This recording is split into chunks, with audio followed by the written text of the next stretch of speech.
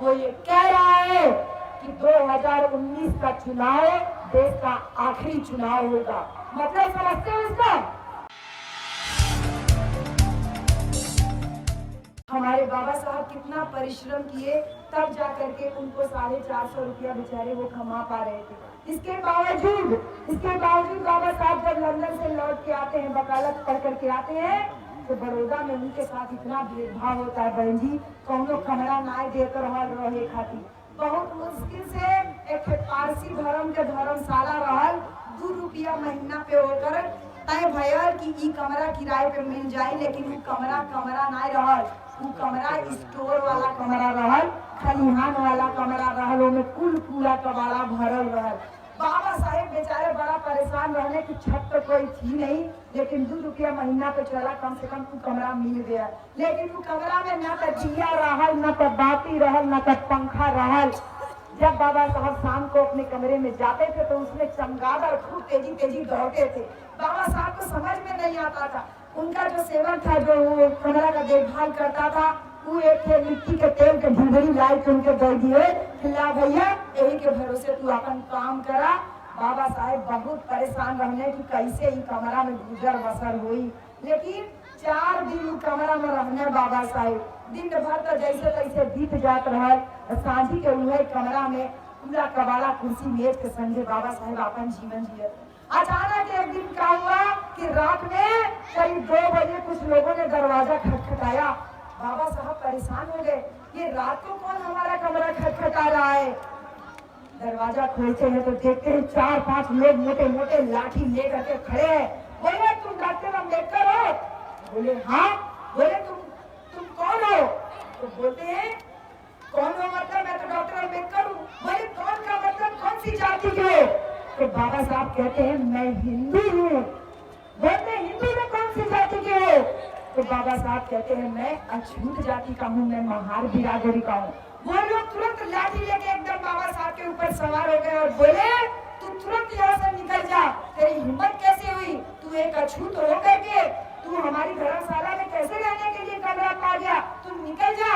बाबा साहब बेचारी आंख में आंसू भर गए, उनके सामने हाथ जोड़ते हैं, कहते हैं इतना ठंड का मौसम होने वाला है और इतनी रात को मैं अपना सामान लेकर के कहाँ जाऊंगा, मुझे थोड़ा समय दे दीजिए, 1 हफ्ते का सरकारी कमरा मिल जाएगा तो मैं वहाँ जाकर के रहने लगूंगा। वो लाठी लेकर के उन लोगों ने कहा ना एक अछूत हमारे घर में नहीं रह सकता।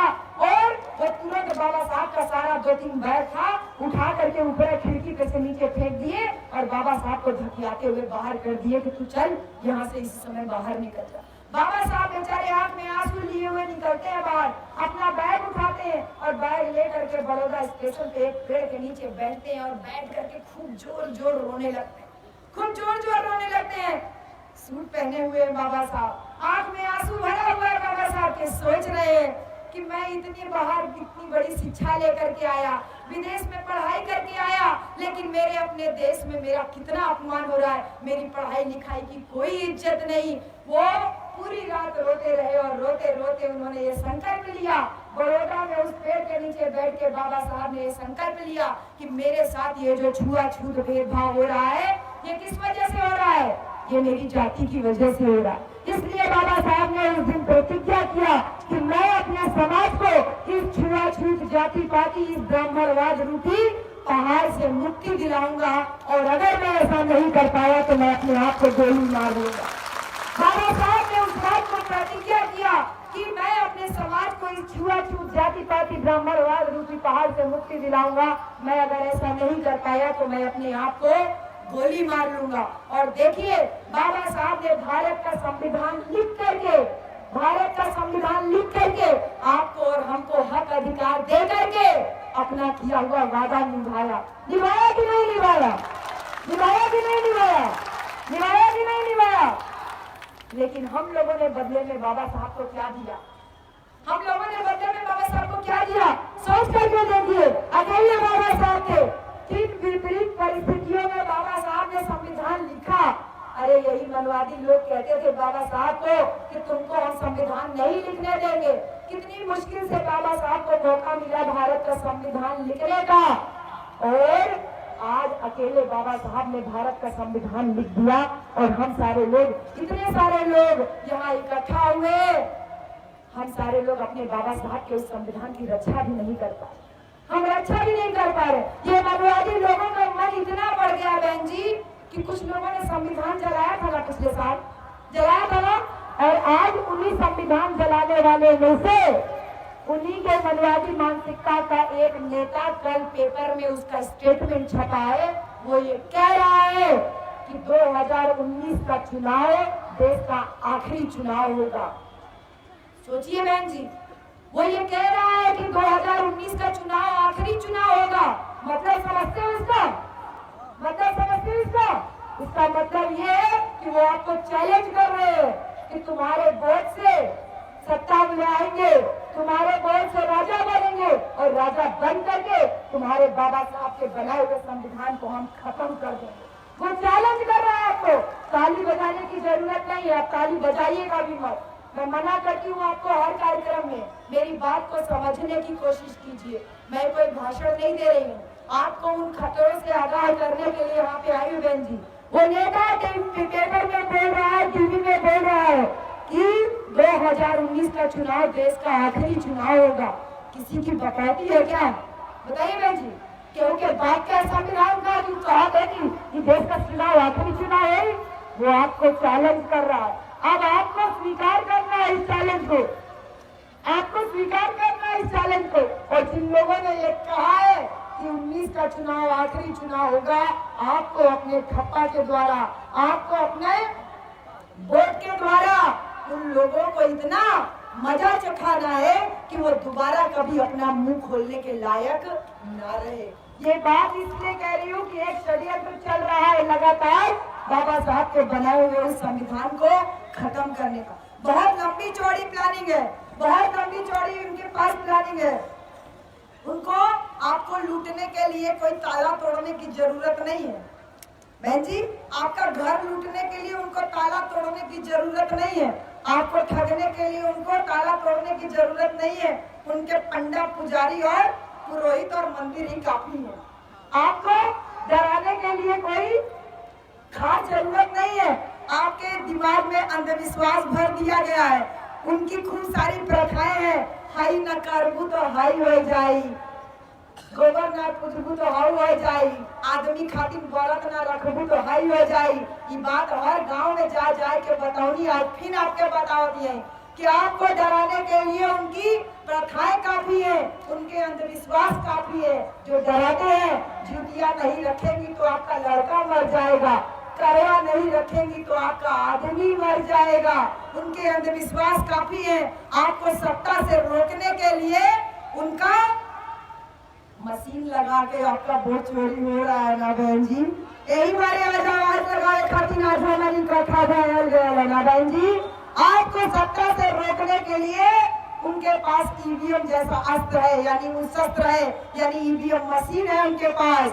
आपको नौकरी से रोकने के लिए वो आरक्षण को धीरे धीरे 13 पॉइंट रोस्टर पे ला करके खत्म कर रहे हैं। आपको आगे बढ़ने से रोकने का हर हथियार आपके उनके पास में है। और आपके पास में क्या है? आपके पास क्या है? आपके पास सुरती है, आपके पास तंबाकू है, आपके पास दारू है ना भैया? यही हथियार लेकर के उनसे लड़ने के लिए चल रहे। कहा वही नहीं, तू तोरे ऊपर बहुत भरोसा है। जब पति हमसे फोन करिए कि भैया महिलाओं की तरफ का खाना भर गया, हमके भरोसा हो गया कि बाबा तेरा मिशन अधूरा, आप और हम मिलके करेंगे पूरा। यह भरोसा वही तक ना भय ना भय अब ना भय की जरूरत बतिया हम बताओ नहीं काहे ना भय कि आप कहे ना बाबा तेरा मिशन अधूरा, शाम को दारू पी के करेंगे पूरा। इसीलिए नहीं भरोसा है आपको, इसीलिए नहीं भरोसा है। उन्होंने एक के बाद एक हथियार लगा करके रखे हैं। आपके पास क्या हथियार है बहन? कोई प्लानिंग नहीं है। आपके पास दारू है, दारू पी के अपन राजा बना रहा, दारू पी के वोट दे के बेच के चलिए और आप लोग इसी चीज में खुश हैं। का भैया देखा सिंह साहब बतियावे वाला ना हो दिया। आपके पास क्या है? आहिर खुश है कि इनके खाली भैंस का दूध दुहे के है, ये खुश है कि इनके कपड़ा ना धोए के है, धोबी के ना। वो भी खुश है कि ओकरे खाली कपड़ा धोवे के ओके चमरन के लाई मरा हुआ पशु ना उठावे के।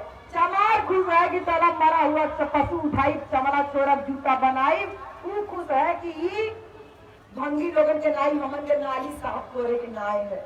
सब जनी खुश है अपन अपन जाति में। चला हूँ हमसे नीच है, वो हमसे ऊंच है, अपन अपन में हम खुश हैं और वो अपन काम वहाँ करत है, धीरे धीरे काम कर रहा है। लेकिन आप लोग इस बात को समझिए बहन जी, एक भाई अपनी माँ से मुझे अभी मिलवा रहा था। वो कह रहा था हमार माई अब वहीं तक ले शिव चर्चा में जाएनी, वो देखा शिव चर्चा वाला धागा पहन ले हैं। बहन जी तू चढ़ावे लू 10 रुपया 20 रुपया ना। अब भाई आप सबसे कहा इतना मला इकट्ठा होगा, इतना टेंट पे पैसा खर्चा भैया, चला 10 रुपया निकाला। इतना बड़ा मजमा इकट्ठा है, अब तक 50,000 लोग हमको 10 रुपया दिए, हमरे लगे कितना पैसा इकट्ठा हो जाये 5 लाख रुपया। आधा घंटा हो गया बोला, हाथ गोड़ नाई डुलौली और खाली मुंह से बतियौली माइक लगा के और 5 लाख रुपया कमाई ले ली। यह चलत है कुल सत्संगी बाबा लोगन के सत्संग में। आपके 5 रुपया 10 रुपया की कीमत नहीं, लेकिन उस 10-10 रुपया से जब मेरे पास 5 लाख रुपया इकट्ठा हो जाता है तो उस 5 लाख रुपए की कीमत होती है। ये पैसा आप ही लोगों से कमा करके वापस आपको ही गुलाम बनाया जा रहा है। बहुजन मीडिया को मजबूत करने के लिए दलित न्यूज नेटवर्क को नीचे लाल रंग के सब्सक्राइब बटन को दबाकर दबाएं घंटी का बटन।